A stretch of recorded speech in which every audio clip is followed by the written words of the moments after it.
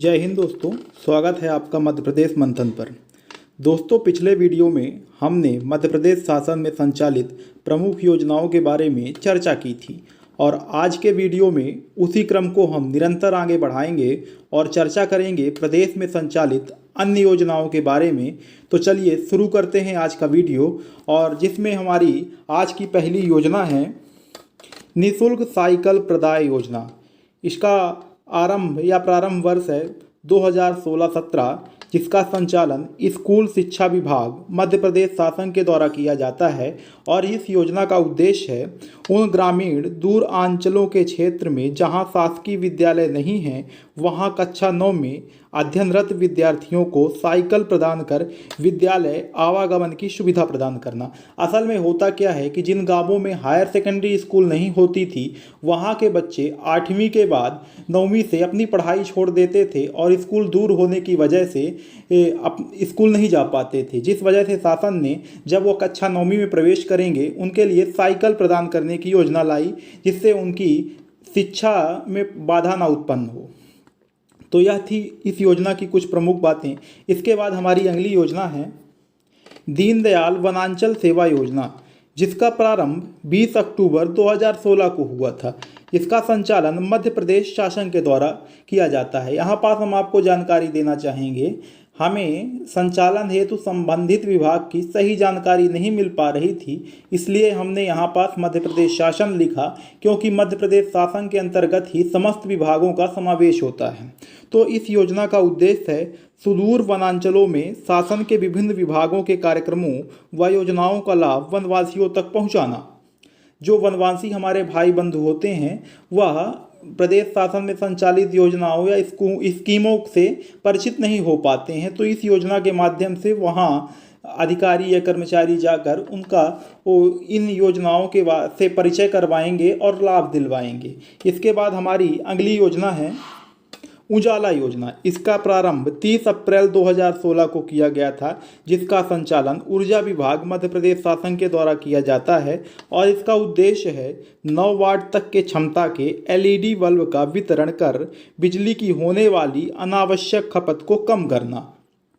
इसके बाद अगर हम आगे बढ़ते हैं तो हमारी अगली योजना है निःशुल्क डायलिसिस योजना, जिसका प्रारंभ वर्ष 2016 में किया गया था और इसका संचालन स्वास्थ्य विभाग मध्य प्रदेश शासन के द्वारा किया जाता है। इस योजना का उद्देश्य है मध्य प्रदेश के समस्त जिलों में निःशुल्क डायलिसिस उपचार की सुविधा उपलब्ध कराकर प्रदेश की स्वास्थ्य सेवाओं का विस्तार करना। असल में अभी प्रदेश में सभी जिलों में डायलिसिस की सुविधा नहीं उपलब्ध थी, जिस वजह से मरीजों या आम नागरिकों को अन्य बड़े जिलों की तरफ भागना पड़ता था। इस योजना के माध्यम से प्रदेश के सभी जिलों में डायलिसिस की सुविधा उपलब्ध करवा दी गई है। इसके बाद अगर हम आगे बढ़ते हैं तो हमारी अगली योजना है परंपरागत कृषि विकास योजना। इसका प्रारंभ हुआ था वर्ष 2015-16 में। इसका संचालन कृषि एवं किसान कल्याण विभाग मध्य प्रदेश शासन के द्वारा किया जाता है और इसका उद्देश्य है किसानों को प्रोत्साहित कर प्रदेश में जैविक खेती को बढ़ावा देना। असल में जैविक खेती इसके विषय में किसानों को कुछ सब्सिडी वगैरह सरकार के द्वारा प्रदान की जाती है, जिससे वह प्रदेश में अपने जैविक खेती को बढ़ावा दे सकें। इसके बाद अगर हम आगे बढ़ेंगे तो हमारी अगली योजना है माइक्रो इरिगेशन योजना, जिसका प्रारंभ वर्ष 2015-16 में किया गया था। इसका संचालन कृषि एवं जल संसाधन विभाग मध्य प्रदेश शासन के द्वारा किया जाता है। इसका उद्देश्य है प्रदेश में अत्याधुनिक सिंचाई सुविधाओं का विस्तार करना एवं सिंचाई के दौरान होने वाली पानी की बर्बादी को कम करना। असल में इस योजना के अंतर्गत ड्रिप सिंचाई को बढ़ावा दिया गया है, जिसमें कम पानी से अच्छी सिंचाई हो सकती थी और इसके लिए किसानों को ड्रिप सिंचाई उपकरण हेतु सब्सिडी भी दी जाती है सरकार के द्वारा, जिससे वह उपकरण खरीद सकें और इस सिंचाई का योजना का लाभ उठा सकें। इसके बाद हम अगर आगे बढ़ेंगे तो हमारी अगली योजना है निःशुल्क ड्राइविंग लाइसेंस योजना, जिसका प्रारंभ 28 दिसंबर 2015 को किया गया था। इसका संचालन परिवहन विभाग मध्य प्रदेश शासन के द्वारा किया जाता है और इस योजना का उद्देश्य है मध्य प्रदेश में महिलाओं के लिए निःशुल्क ड्राइविंग लाइसेंस बनवाने की सुविधा प्रदान करना। इसके बाद हमारी अगली योजना है दोस्तों अनुसूचित जाति राहत योजना। इसका प्रारंभ वर्ष 2015 में किया गया था और इसका संचालन अनुसूचित जाति एवं जनजाति कल्याण विभाग मध्य प्रदेश शासन के द्वारा किया जाता है।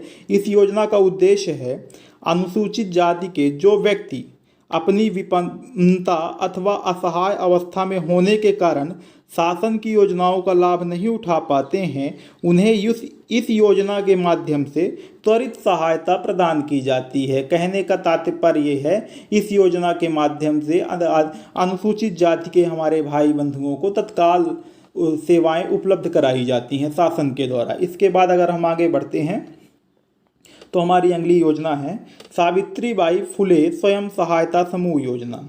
इसका प्रारंभ 27 जून 2015 को किया गया था, जिसका संचालन मध्य प्रदेश शासन के द्वारा किया जाता है।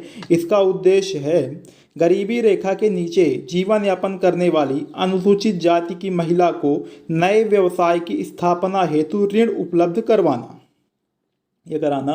इसके बाद अगर हम आगे बढ़ेंगे तो हमारी अगली योजना है मुख्यमंत्री युवा उद्यमी योजना। इसका प्रारंभ 1 अगस्त 2014 को किया गया था। इसका संचालन मध्य प्रदेश शासन के द्वारा किया जाता है और इस योजना की उद्देश्य की अगर बात की जाए तो इसका उद्देश्य है प्रदेश के सभी वर्गों को विनिर्माण एवं सेवा क्षेत्र से संबंधित उद्योग स्थापित करने के लिए वित्तीय सहायता प्रदान करना। इसके बाद अगर हम आगे बढ़ेंगे तो हमारी अगली योजना है मुख्यमंत्री खेत सड़क योजना। यह एक महत्वपूर्ण योजना साबित हुई थी मध्य प्रदेश में, जिसका प्रारंभ 1 जनवरी 2014 को किया गया था। इसका संचालन पंचायत एवं ग्रामीण विकास विभाग मध्य प्रदेश शासन के द्वारा किया जाता है।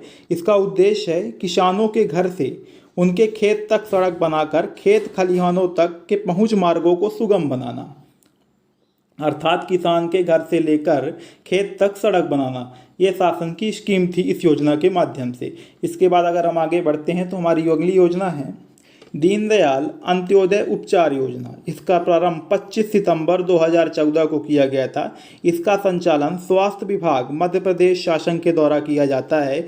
इसका उद्देश्य है प्रदेश में गरीबी रेखा से नीचे जीवन यापन करने वाले परिवारों को निःशुल्क उपचार एवं जाँच की सुविधा उपलब्ध करवाना।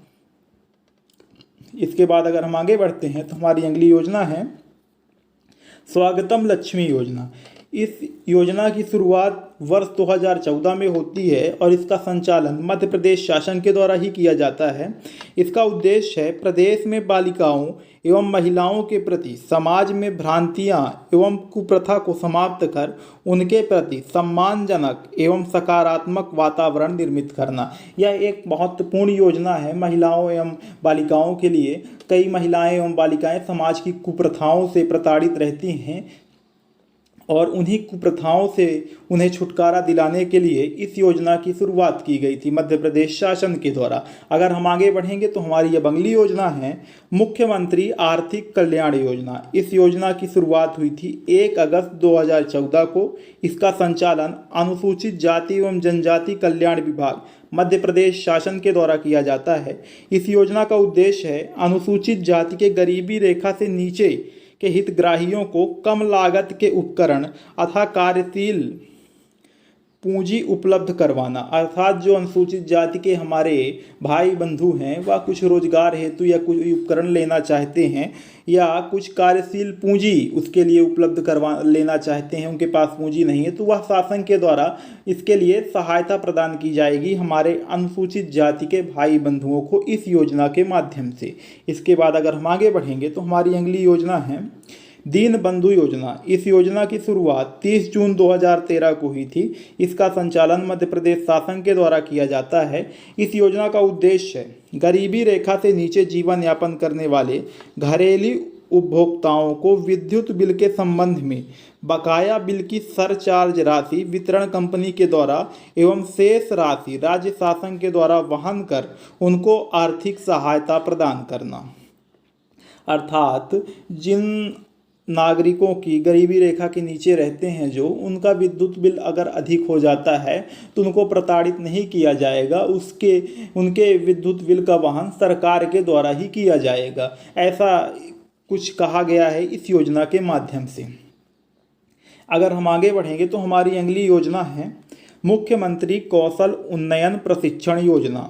इसकी शुरुआत वर्ष 2012-13 में होती है। इसका संचालन मध्य प्रदेश शासन के द्वारा ही किया जाता है। इसका उद्देश्य है अनुसूचित जाति के शिक्षित बेरोजगार युवकों को विशेष गुणवत्ता युक्त प्रशिक्षण कार्यक्रमों के माध्यम से रोजगार उपलब्ध करवाना।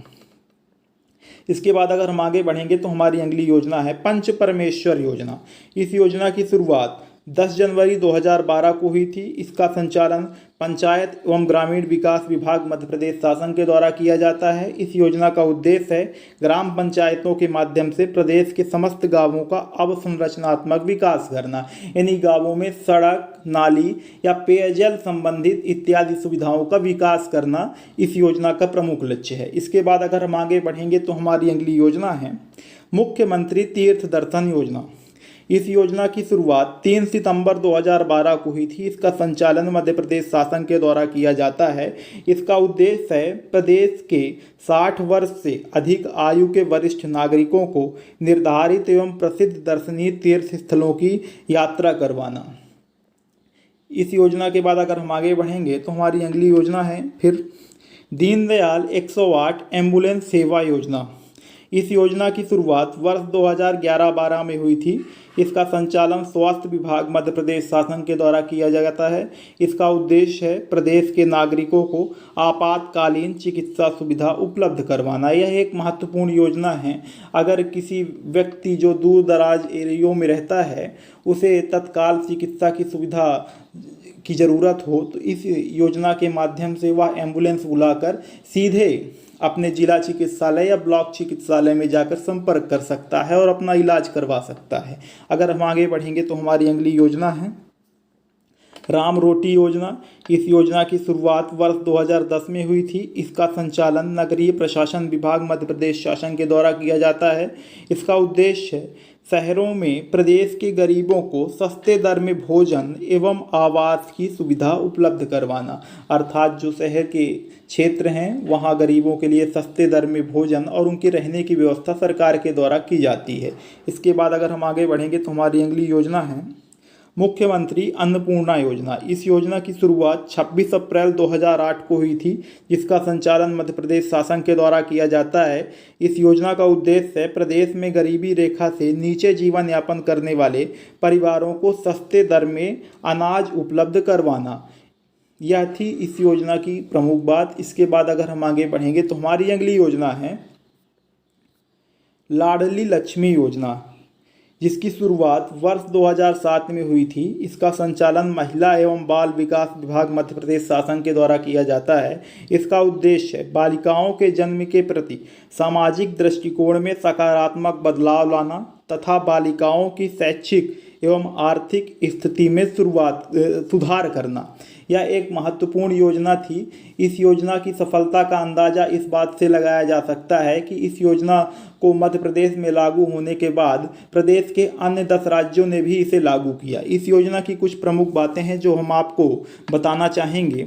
1 जनवरी 2006 के पश्चात जन्म लेने वाली बालिका जिनके माता पिता ने 2 जीवित बच्चों के रहते हुए परिवार नियोजन अपना लिया हो तथा जो आंगनवाड़ी केंद्रों में पंजीकृत हो और आयकर दाता न हो, उस बालिका के कक्षा 6 में प्रवेश लेने पर 2000 रुपये, कक्षा 9 में प्रवेश लेने पर 4000 रुपये और कक्षा 11 में प्रवेश लेने के पश्चात आगामी 2 वर्षों के लिए 200 रुपये प्रतिमाह का भुगतान किया जाएगा।